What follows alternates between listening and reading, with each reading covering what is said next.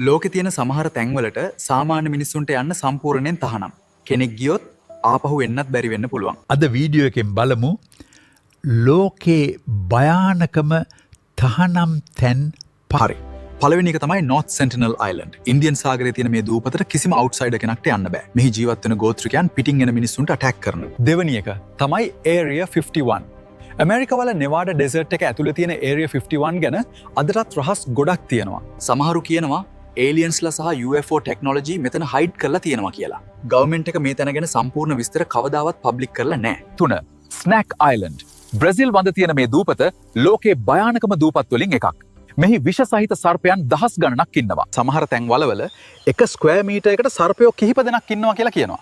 බ්‍රැසිල් government එක සාමාන්‍ය මිනිස්සුන්ට මෙතනට යන්න තහනම් කරලා තියෙනවා. හතරවෙනි එක තමයි Vatican Secret Archives. Vatican City ඇතුළේ තියෙන මේ රහස් ආකයිව් එකට ලෝකේ ඉතාම සීමිත පිරිසකට විතරයි ඇතුල් වෙන්න පුළුවන්. මෙන්න අවුරුදු 100 ගණනක් පැරණි ලේවුන සහ රහස් ලිපි. සමහරු විශ්වාස කරනවා ලෝකෙන් සැඟවුණු රහස් මෙහි තියෙනවා කියලා. පස්වෙනි එක Svalbard Global Seed Vault. Norway වල සම්පූර්ණයෙන්ම හිමෙන් වැසුණු අධිශීත ප්‍රදේශයක් ඇතුලේ ලෝක විනාශයකටත් සූදානම් වෙලා මේ රහස් වෝල්ට් එක තියාගෙන ඉන්නවා. මෙහිස් ලෝකයේ බීජ වර්ග ලක්ෂ ගණනක් ආරක්ෂා කරලා තියෙනවා. සාමාන්‍ය මිනිස්සුන්ට මෙතනට ඇතුල් වෙන්න බෑ. මේ තැන් වලින් ඔයාට වැඩියම භයානක හිතුනේ මොකද්ද? කමෙන්ට් එක දාන්න.